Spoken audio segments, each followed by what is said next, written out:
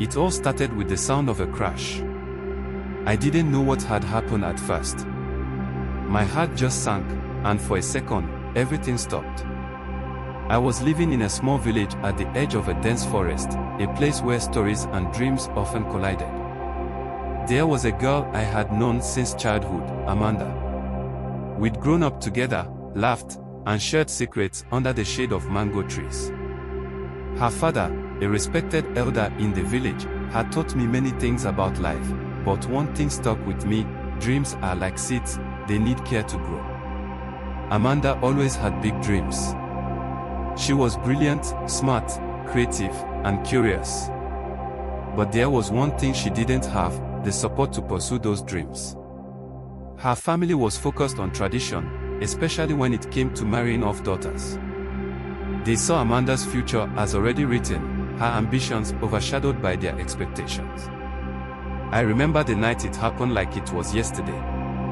Amanda had told me about a chance to leave the village. A scholarship to study abroad, something she'd worked for and finally earned. But when she told her father, it all fell apart. I was there, sitting at her side as she faced the heartbreak. Her father shouted at her, demanding she stay and help with the family, calling it foolish to chase a dream that would take her far away. The sound of the crash came from the small room beside us. It was Amanda's father, smashing something: her dreams, her spirit, the hope she had clung to for so long. I remember the moment clearly: Amanda's face, her eyes wide and red, her body shaking. She said nothing at first, just sat there, staring at the ground.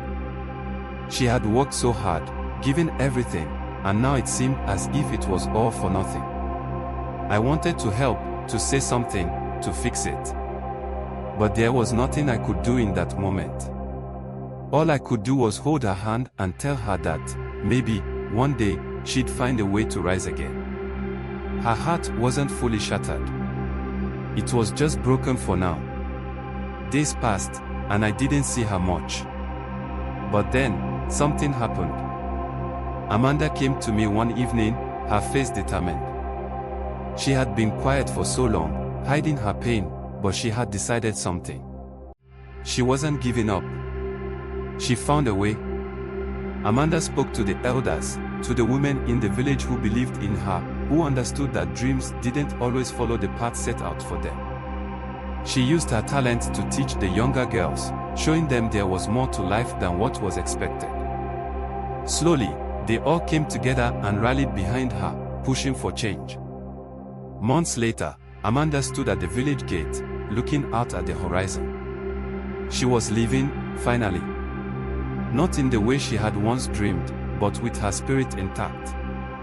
She had fought for her dream and, though it wasn't easy, she had made it real. As I watched her go, I knew this was only the beginning of something much bigger. Amanda had reminded me of something important: even when ambition seems shattered, it doesn't have to be the end. It's possible to rebuild, to find another way, and to stand strong when the world tells you to bow. Years passed, and Amanda's story spread like whispers carried on the wind. The village slowly changed, though some still held on to old ways. I stayed close to home, watching as people, especially the younger ones, started to believe in their own potential a little more. Amanda's name was spoken with a kind of respect I'd never imagined. She had done more than chase her dreams. She had shown others that it was possible to make them real, even when the odds were stacked against you. As for me, I stayed with the same familiar routine. But I couldn't forget Amanda, not really.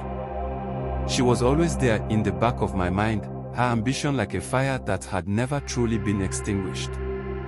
I thought about her often, wondering where she was, what she was doing. Then, one day, word came that she was back. I had heard about what she had achieved in the years since she left, working with organizations that helped young girls go to school, opening up opportunities where there had once been none. Amanda had become a force to be reckoned with, someone whose name people now recognized far beyond our village. When I saw her standing at the edge of the village again, under the same mango tree where we had played as children, it felt like time had moved in strange circles. She had changed. She was more confident, more grounded. But there was something else in her eyes, something deeper, like she was holding pieces of the world that most people could never understand. "Amanda," I said, unsure if she would remember me. She turned, her smile wide and full of warmth. "I didn't think I'd see you again." I walked up to her slowly, nostalgia washing over me. "How did you do it?" I asked, even though I already knew part of the answer.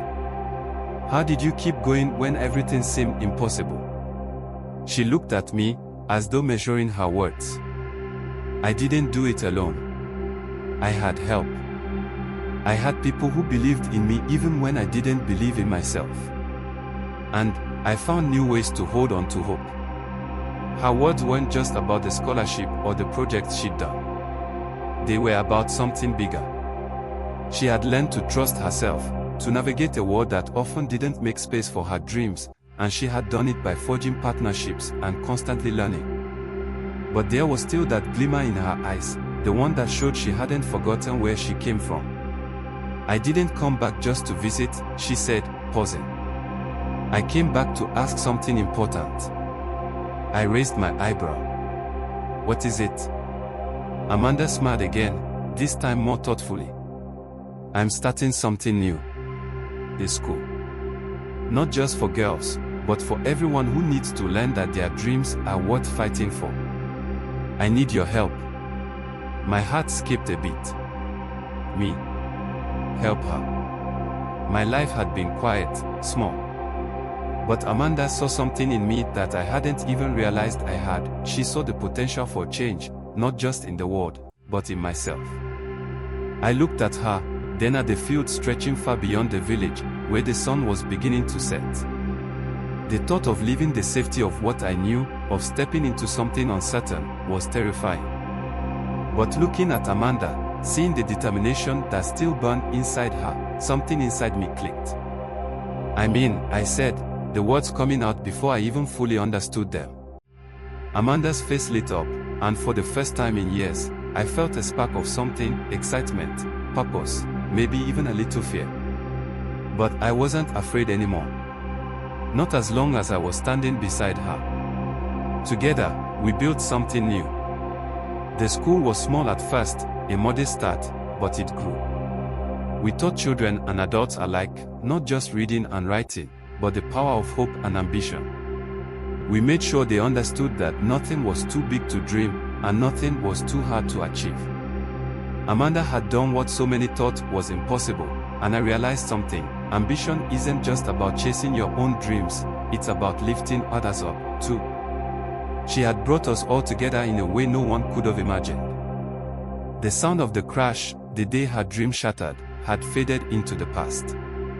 It wasn't the end. It was the beginning of something far more powerful than we had ever dreamed.